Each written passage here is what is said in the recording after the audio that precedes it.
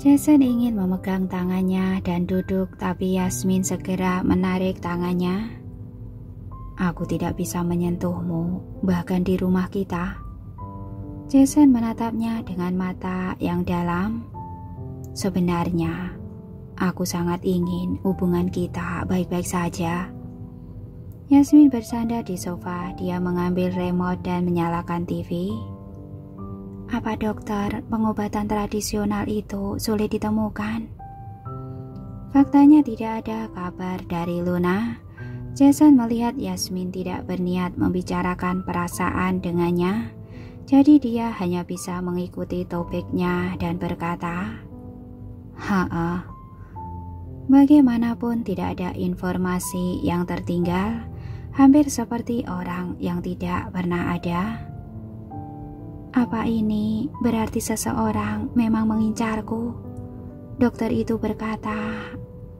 Saat perkataan sudah sampai di ujung lidah, Yasmin tiba-tiba teringat apa yang dikatakan Jason tentang Stefan yang mengincarnya.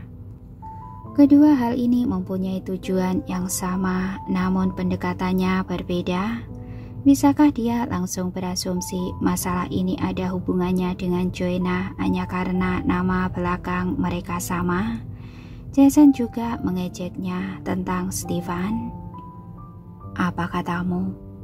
Tanya Jason. Tidak ada. Aku akan membereskan koperku. Yasmin bangkit dari sofa. Jason duduk di sofa dan mengawasi Yasmin menyeret koper ke kamar tidur, tapi tidak membantu. Jurang pemisah di antara mereka semakin dalam. Aku akan keluar sebentar. Nanti akan kembali. Aku sudah memesankan makanan untukmu. Ketika Yasmin hendak mandi, Jason tiba-tiba muncul di depan pintu kamar. Oh, Yasmin tidak keberatan. Jason berbalik pergi. Ketika tiba di bar kasta, Jason memesan sebotol whisky untuk dirinya sendiri. Kevin memperhatikannya, perlahan menyesap whisky. Dia tidak bisa menahan diri untuk tidak berkata, Kak Jason, apa kamu lagi bertengkar dengan istrimu? Tidak, tapi semakin jauh, jawab Jason dengan kesal. Kevin mengambil koktail dan menyesapnya. Kakak ipar punya pria lain di hatinya.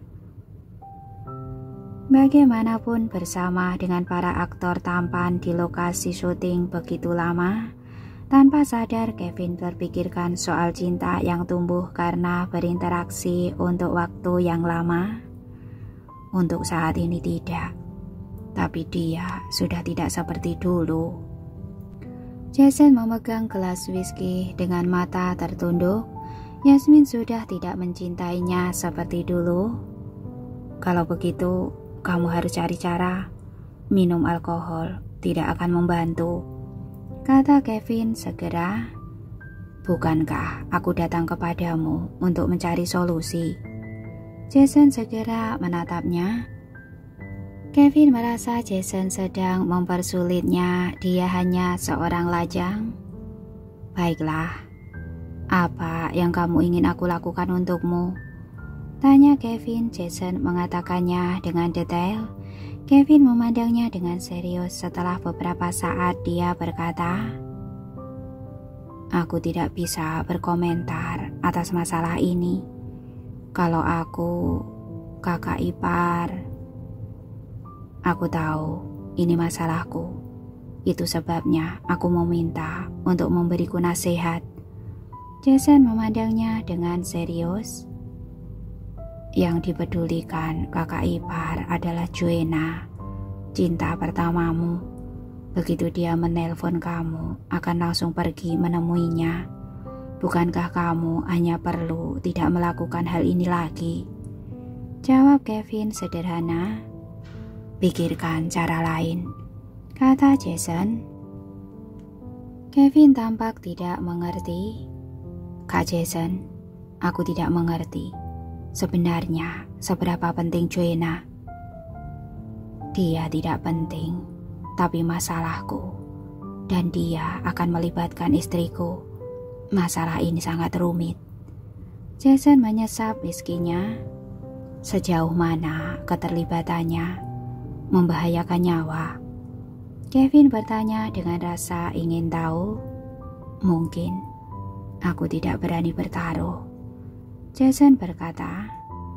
Apalagi sekarang hubungan kami sudah sampai seperti ini. Dia tidak diam di rumah. Aku takut sesuatu akan terjadi padanya. Kevin bisa mengerti. Yasmin bepergian saat menerima pesanan, bahkan pergi jauh. Kalau terjadi sesuatu sehebat apapun, Jason tidak akan bisa langsung sampai ke sisinya. Bukan begitu, apa latar belakang Joanna? Apa dia mengabaikan hukum? Kevin mau tidak mau bertanya. Jangan terlalu banyak bertanya, jawab Jason dingin. Kevin mengangguk. Oke. Yasmin membantu Jason membuka pintu dan langsung mencium bau alkohol yang menyengat. Kevin menggendongnya dan menyapa Yasmin sambil tersenyum. Selamat malam kakak ipar. Kak Jason minum terlalu banyak. Berikan dia padaku. Apa kamu ingin masuk dan duduk? Yasmin mendekatinya. Tidak. Tolong jaga Kak Jason. Suasana hatinya sedang buruk. Kevin dengan cepat melambaikan tangannya. Yasmin bergumam, ekspresi wajahnya tidak berubah. Kevin mendesah di dalam hati. Yasmin meletakkan Jason di sofa dan berencana membeli obat penghilang mabuk.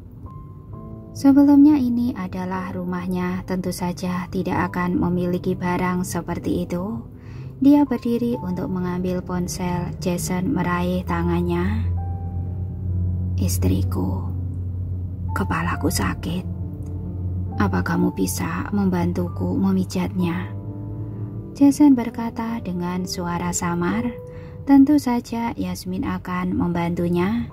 Saat di kota Yeli, cuaca dingin mempengaruhi pekerjaannya. Kalau tidak ada Jason, mungkin seluruh proses syuting akan tertunda dan menjadi lebih lama. Yasmin duduk di sampingnya dan mengulurkan tangan untuk menekan pelipisnya. Jason bersandar di pelukannya. Dia bisa merasakan kehangatan di tubuh Yasmin. Saat ujung jarinya diletakkan di pelipisnya, tubuh dan pikiran Jason benar-benar rileks. Mulai sekarang, kalau kamu keluar dan minum sampai seperti ini, carilah tempat tinggal. Jangan pulang ke sini. Aku tidak suka melayani pemabuk.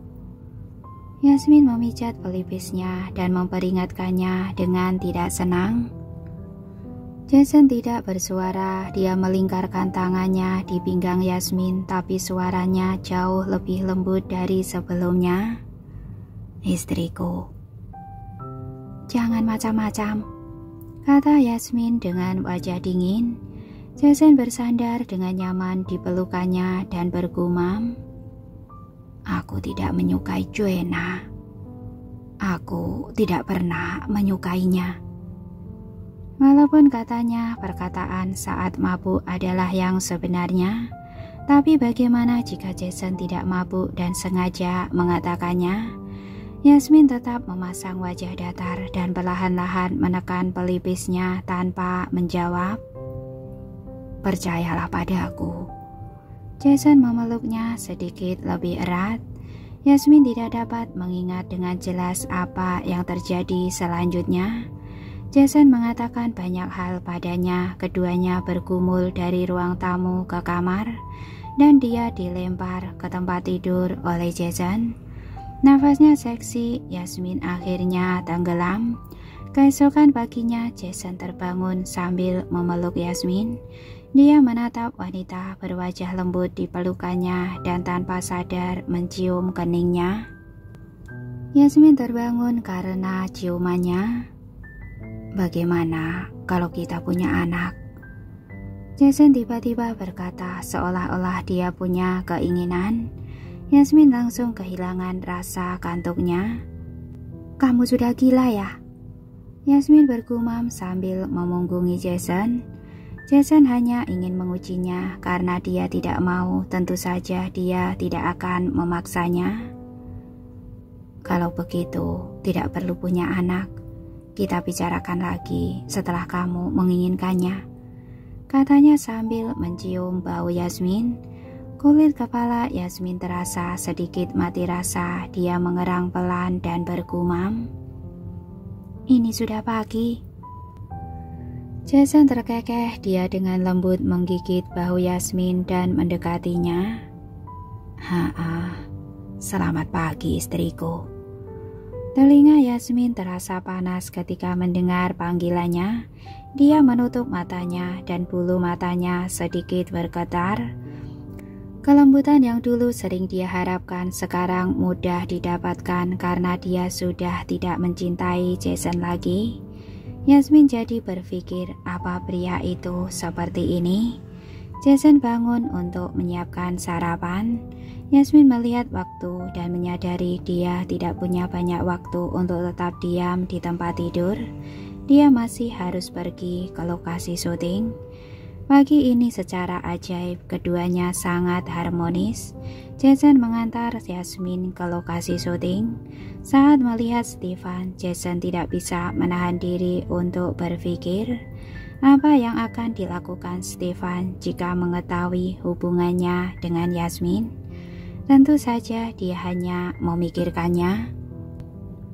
Kalau Yasmin mengetahuinya, mungkin akan memaksanya pergi ke catatan sipil untuk mendapatkan surat cerai. Jason melihat punggung Yasmin di kejauhan dan tiba-tiba memikirkan sebuah ide. Dia memandang Stefan dan pergi setelah beberapa saat. Setengah bulan berlalu dengan sangat cepat dan tim produksi telah memulai persiapan untuk penyelesaiannya. Yasmin belakangan ini menjadi lebih santai. Stefan membuat janji untuk membawanya ke rumah keluarga Wibowo untuk mengukur tubuh nenek Wibowo seminggu setelah syuting selesai. Saat sedang bersantai di lokasi syuting hari itu, Yasmin tiba-tiba menerima telepon dari Luna. "Sis, datang pesanan besar." Suara Luna penuh kegembiraan. Yasmin bingung. "Apa? Mendapatkan pesanan bagus?" "Kamu tahu Natasha kan?" Luna berkata sambil tersenyum. Tentu saja Yasmin tahu Natasha. Dia pernah berpartisipasi dalam film-film Hollywood dan bahkan memenangkan penghargaan. Dia adalah seorang aktris bertaraf internasional. "Hari ini dia menelponku sendiri. Katanya bulan Juni akan ada acara karpet merah internasional. Dia berharap kamu bisa merancang gaun untuknya dan membuatnya unggul dari semua orang yang menghadiri karpet merah." Luna sangat bersemangat. Yasmin berkata di dalam hati, "Unggul dari semua orang. Ini benar-benar mempersulitnya." Tapi sekarang masih belum sampai bulan Maret. Sampai bulan Juni dia masih memiliki waktu 3 bulan. "Aku sudah menolak semua merek yang mencarimu untuk melakukan pesanan dan menggantikanmu menerima pesanan Natasha. Kalau rancanganmu bisa membuat dia unggul di dunia internasional, LM pasti akan menjadi terkenal." Luna bahkan sudah bermimpi. Yasmin berkata, Oke." Namun teringat soal nenek Stefan, dia merasa agak sulit melaksanakannya. Setelah Stefan selesai syuting, Yasmin berinisiatif untuk berbicara dengannya tentang masalah tersebut. "Tadi Sani mengatakan padaku kalau dia menerima pesanan Natasha. Sepertinya tidak bisa merancang gaun nenekmu. Maka dari itu aku ingin bertanya padamu. Apa kamu bersedia jika dikerjakan oleh perancang lain?" Masih ada peluang untuk menarik kembali pesanan yang hanya disepakati secara lisan. Apalagi saat itu Yasmin tidak benar-benar menyetujuinya dan mengatakan jika tiba-tiba ada perubahan, mungkin tidak akan bisa merancang untuk neneknya. "Natasha adalah orang yang sangat terkenal. Stefan memahami kesulitan Yasmin. Bagaimanapun semua orang di dunia hiburan ingin disukai oleh Natasha. Demi perkembangan studio, wajar saja jika LM mengutamakan rancangan gaun untuknya lebih dahulu. Aku bisa memahaminya. Kalau begitu, aku akan bicara pada nenek. Tunggu saja sampai Sani selesai merancang untuk Natasha. Baru merancang untuk nenekku. Bagaimana menurutmu? Stefan tidak mengeluh, dia tidak berniat mempersulit Yasmin. Ini tentu saja bagus. Bagaimana jika nanti ada perubahan lagi? Yasmin tidak bisa menahan diri untuk bertanya. Nenekku ulang tahun ke-70 tahun depan. Apa kamu bisa bicara pada Sani? Mata Stefan tampak seperti memohon. Yasmin benar-benar tidak menyangka bahwa dia akan menyerang dengan penampilannya. Dia linglung sejenak namun tidak terpengaruh, dia tidak mengerti. Kenapa harus Sani? Bisa dikatakan ini adalah keinginan nenek. Nenek bilang pertama kali melihatmu langsung merasa suka padamu. Dia tahu kamu asisten dan sedang belajar di LM. Jadi ingin memberikan pesanan dengan harga tinggi untukmu. Dengan begini, LM akan lebih menghargaimu. Stefan berkata dengan hangat. Jawaban ini sangat mengejutkan Yasmin. Kata nenek, tidak mudah bagimu untuk menjadi asisten. Stefan memandangnya dan berkata lagi, baiklah, ketika rancangan untuk Natasha selesai, aku pasti akan memberitahu Sani untuk memprioritaskan rancangan nenekmu. Yasmin tersenyum. Stefan tiba-tiba dipenuhi kegembiraan.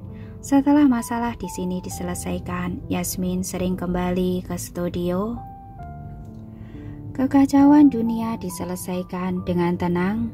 Para aktor berkostum mengambil foto akhir syuting dan mengunggahnya di Instagram. Karena drama tersebut pada awalnya sangat populer, dengan cepat menjadi topik pencarian yang hangat. Irina mengenakan pakaian Han kembali ke tampilan aslinya. Tidak peduli pemeran pendukung atau pemeran utama, semua pakaian mereka berkualitas tinggi membuat LM dengan cepat menjadi topik hangat. Netizen langsung membahas kembali Yuanita dan menghukumnya. Melihat keindahan pakaian Han ini, kemampuan LM sudah langsung terlihat. Yuanita mengatakan pakaiannya jelek. Menurutku, dia yang jelek dan tidak pantas mengenakan pakaian ini. Setiap orang mempunyai pendapat yang berbeda-beda. Saat ini artikel berjudul "Mengejutkan Kakak Sepupu Tidur dengan Adik Sepupu" menjadi topik pencarian hangat. Yasmin langsung merasa berita ini tentang dirinya dan Jason. Dia membukanya, tidak ada artikel yang tertulis di dalamnya, namun ada banyak foto dan video kandid di akhir. Video itu diambil pada malam tahun baru di Hotel Crew. Dilihat dari sudut pengambilan foto, seharusnya diambil melalui jendela karena tirai tidak ditutup untuk menonton kembang api. Pertama-tama menunjukkan Jason memeluk Yasmin dengan penuh kasih sayang. Kemudian keduanya berbaring bersama sampai Jason pergi pada jam 3 pagi. Dikombinasikan dengan foto-foto Jason dan dia memasuki rumah kontrakan bersama ketika kembali ke kota benteng, membuat orang berpikir macam-macam. Seluruh tubuh Yasmin terasa dingin. Dalam sekejap, Yasmin teringat Jason mengancamnya dengan masa depan Stefan. Keberadaan Jason dirahasiakan. Dia memelihara Joanna. Asalkan dia tidak ingin orang tahu, tidak akan ada orang yang mengetahuinya. Sedangkan masalah kali ini, Yasmin tidak tahu apa Jason sengaja. Pikiran Yasmin sangat kacau. Dia mencurigai Jason, tapi dia tidak ingin menuduhnya tanpa bukti. Yasmin meletakkan ponsel dan duduk di ruangannya sambil mengernyit. Rasa kesal pada Jason di dalam hatinya tiba-tiba mencapai puncaknya. Saat itu ponselnya berdering. Yasmin melihat itu panggilan dari Jason. Dia melihatnya dengan dingin tapi tidak menjawabnya. Jason menelpon belasan kali, tapi Yasmin tidak menjawab satupun. Akhirnya asisten masuk ke kantornya sambil memegang ponsel dengan ekspresi gelisah dan berkata, "Pak Kevin menelpon, katanya ingin kamu menerima telepon." "Tidak." Yasmin menolak tanpa memikirkannya. Asisten menempelkan ponsel ke telinganya, mendengarkan sebentar lalu berkata, "Pak Kevin mengatakan kalau tidak menerima telepon, dia akan datang." Asisten juga sudah membaca apa yang terjadi di internet. Bagaimanapun dia merasa Jason sedang mengejar Yasmin, tapi dia tidak mengerti apa yang sebenarnya terjadi di antara Yasmin dan Jason. "Katakan saja pada mereka, coba saja kalau berani datang." Selesai bicara, Yasmin membanting buku catatannya ke atas meja dengan keras. Terdengar suara brak, asistennya sangat ketakutan sehingga dia segera lari keluar.